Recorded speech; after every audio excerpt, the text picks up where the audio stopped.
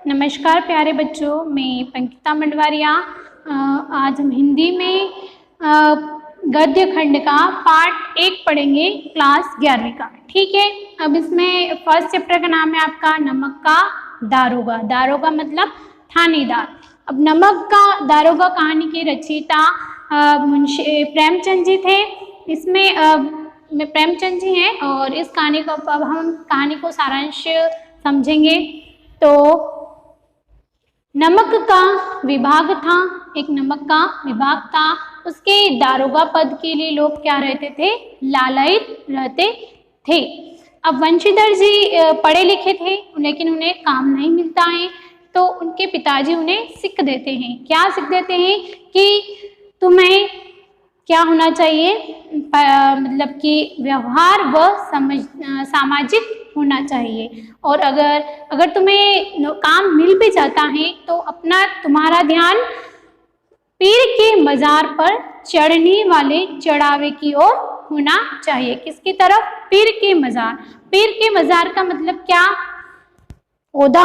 और चढ़ावे पर चढ़ने के ऊपर चढ़ने वाला चढ़ावा मतलब क्या? तनख्वाह प्री आय। ठीक है। अब आगे वो बताते हैं कि ऊपरी आय और जैसे कि मासिक वेतन जो है पूर्णमासी के चांद की तरह होता है। कैसे?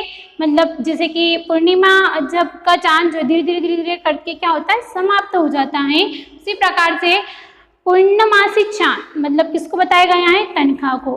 तनख्वाह भी आती है तो बहुत सारी दिखती है, लेकिन जैसे जैसे धीरे धीरे वो क्या होती है? खत्म होती जाती है। तो ये सीख कौन देता है? वंशीधर के पिताजी वंशीधर को देते हैं। अब एक दिन उन्हें क्या होता है कि जो नमक का दारोगा पद के लिए उन्हें क्या किया जाता है? नियुक्त किया जाता है। तो उन्हें नौकरी मिल जाती है तो घर पर खुशी का माहौल छा जाता है।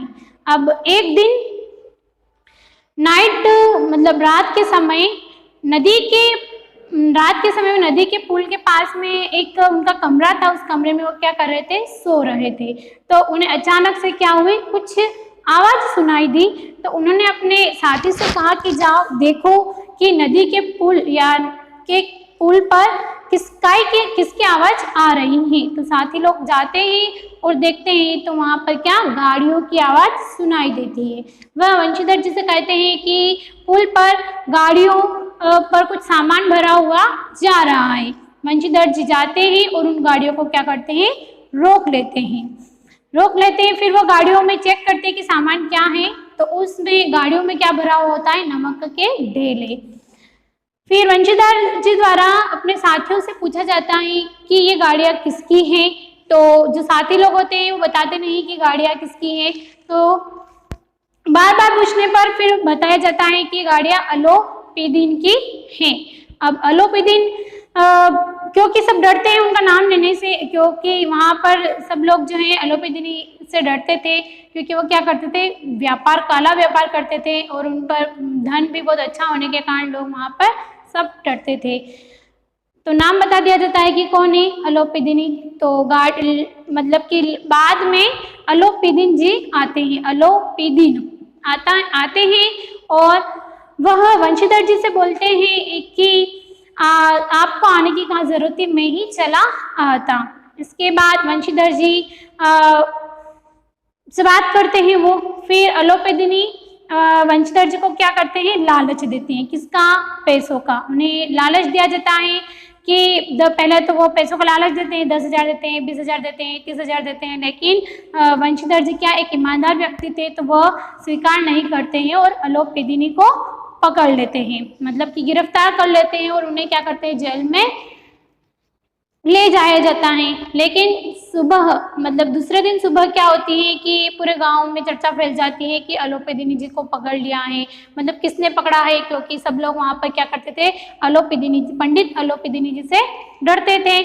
तो फिर अदालत में उन्हें पेश किया जाता है तो वहाँ पर लोगों की क्या भीड़ लगी हुई रहती है यह जानने के लिए कि अब उन्हें क्या सज़ा मिलेगी या छूटेंगे, और वंशीधर जी क्या अकेले ही रहते हैं। तो जब उन्हें अदालत में पेश करते हैं तो अलोपीदीन जी को क्या कर दिया जाता है, मतलब कि बाइज्जत बरी कर दिया जाता है, मतलब कि उन्हें छोड़ दिया जाता है, और पंडित वंशीधर जी के जो पद था उससे उन्हें क्या हटा दिया जाता है।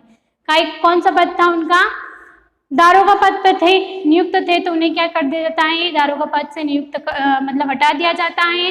फिर वो घर चले आते हैं, घर आने के बाद बैठते हैं तो उनके पिताजी उन्हें कुछ बातें कहते हैं, मतलब कुछ बातें उन्हें सुनाते हैं।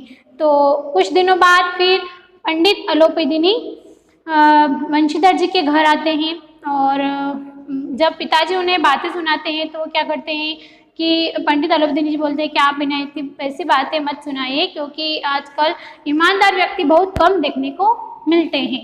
और उनके पंडित अलोपीदीन जी के मन में कुछ मतलब कि शर्मिंदगी थी कि मेरी वजह से इनकी नौकरी चली गई और ये क्या बहुत ही ईमानदार व्यक्ति हैं। तो वो फिर क्या करते हैं, पंडित शर्मिंदगी महसूस होती है तो वो वंशीधर जी से बोलते हैं कि ये मैं फाइल लाया हूँ, इस फाइल पर आप क्या साइन कर दीजिए। तो वंशीधर जी साइन फाइल पर क्या करते हैं, साइन नहीं करते हैं, वो बोलते हैं कि मैं इस लायक नहीं हूँ। तो पंडित अलोपीदीन के द्वारा बोला जाता है कि आप जैसे ईमानदार व्यक्ति को ही मुझे आवश्यकता है, मेरी जो संपत्ति है आप जैसे ईमानदार व्यक्ति इसको संभाल सकते हैं, और आशा करता हूँ कि आप इस पर साइन कर देंगे। तो पंडित अलोपीदीन जी क्या करते हैं, उस पर साइन कर देते हैं, और वंशीधर जी पंडित अलोपीदीन जी को गले से लगा लेते हैं। तो यही आपका कहानी का सारांश था। मुझे आशा है कि आपको ये कहानी समझ में आई होगी। धन्यवाद।